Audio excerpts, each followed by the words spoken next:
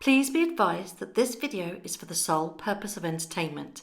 Any views are purely my own, are subjective, and may not necessarily be true. I do, however, do extensive research for all of my videos.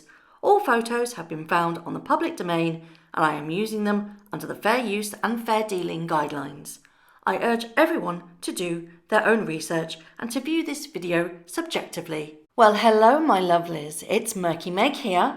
It's Wednesday the 9th of August. Thank you so much for all your well-wishing. I am alright, I'm a bit drugged up, so if I go a bit floopy or a bit weird, please excuse me, but I feel that I had to get this one out. I don't want to leave you too long without hearing from me, so it's only just going to be a short one, but I thought you'd rather appreciate that than nothing at all. So let's get on with it, shall we? So last time I spoke about the Every Mind Matters new incentive. Apparently, according to the Daily Mail, the website crashed. Now, I actually think this is a little bit of an exaggeration because they knew what they were going to expecting. Everybody was going to take a look because of the hype.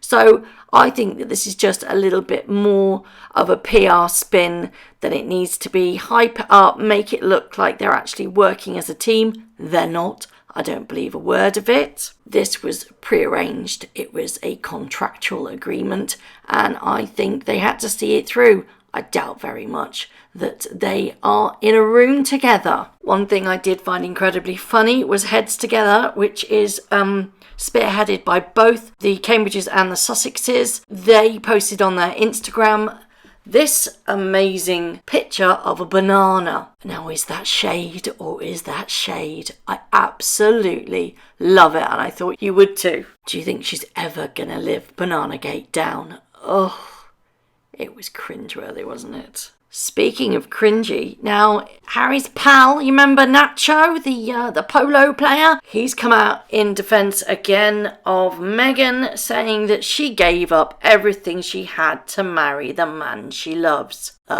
Excuse me, Nacho? On your bike, sunshine. What exactly did this lady have? She gave up her rented house, her leased vehicle, and her bit part in an unpopular and soon to be ending cable TV programme. That's all she gave up. What she gained was access to millions and millions of pounds, which we put a part of the taxpayer is her purse. And that's what really annoys me.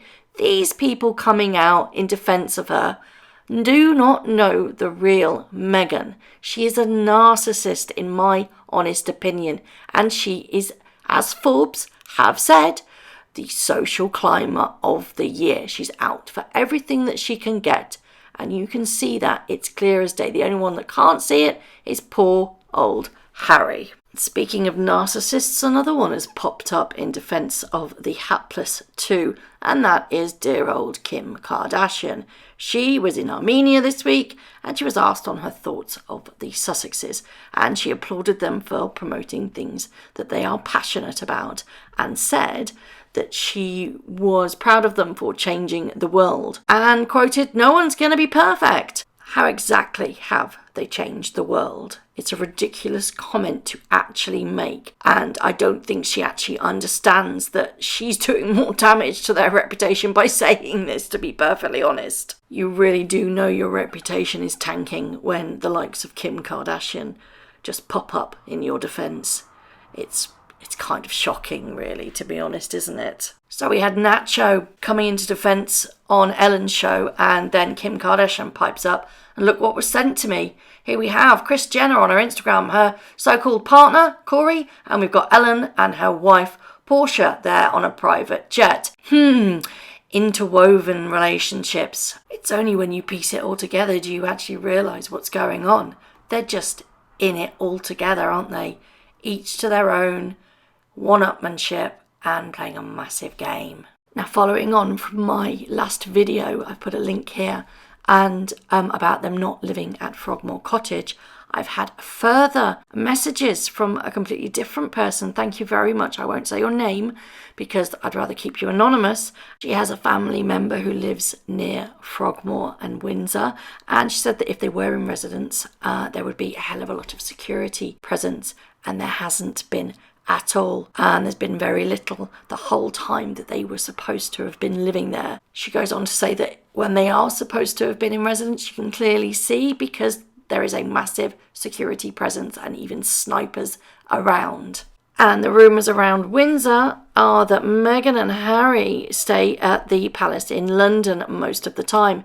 That would be their old Nottingham cottage within the Kensington royal apartment, which was where they were supposed to have lived prior to moving to Frogmore. So if this isn't their main residence, why have we, the taxpayer, just spent £2.4 million in renovating it? And that's just a ballpark figure, because the way that our taxes work, it goes from April to April, and the rest of the charges for the renovations will be in the next financial year. So it's going to be a minimum of 2.4 million. It's going to be better and bigger. If they're not living there, why have we just forked out for it? Why, when apartment 1, which they were supposed to have gone in, I think, or 1B, wasn't deemed good enough for Meghan, why have they now stopped living at Frogmore and gone hot-footed it back to London? And I'm going to end today's video with the happy news that Prince William and Kate, their royal foundation, have completely removed Harry and Meghan's from their website and have abolished an empowering women's programme after the couple left to launch their own charity. I think this is a very good step in the right direction. We knew that the actual foundations had split, and I think this is the correct choice for William and Catherine to carve a niche for their own and actually take the steps forward to separate them and Harry and Meghan, because I think this is just the beginning. We are in, especially with this court case coming up, well, 3 court cases coming up, haven't we? We've got Meghan's and we've got 2 of Harry's. I don't really want to go on that again because it's ridiculous, isn't it? But I think it's a step in the right direction for William and for Kate to say, we don't want anything to do with this. We don't want them to taint our little family unit and the royal family's position in the future. I think that in the next year or so, that I predict that we'll have another pitter-patter of tiny feet from both parties. And I also think that Harry and Meghan, once they have another baby, I think that they will kind of gear up to move to the States. What that means for their titles, only time will tell, really. I suppose that is all on the Queen. She holds the cards. Let me know what you think of today's video. I'm really sorry for my croaky voice. I had a general anaesthetic and a tube was put down my throat. Let me know what you think, and of all the things that I've said, and you know what, I normally make notes, but I haven't, but just let me know what you think, huh? Sorry, I'll be back up to form soon. Love you all, bye-bye. Thank you very much for watching. If you've liked this video, please hit that like button, hit subscribe if you haven't already, and hit that notification bell. If you'd like to show your support and buy me a cup of tea, I do have a donate to me page on my about link. It's in the top with all the channel information. And show your support by donating to my channel.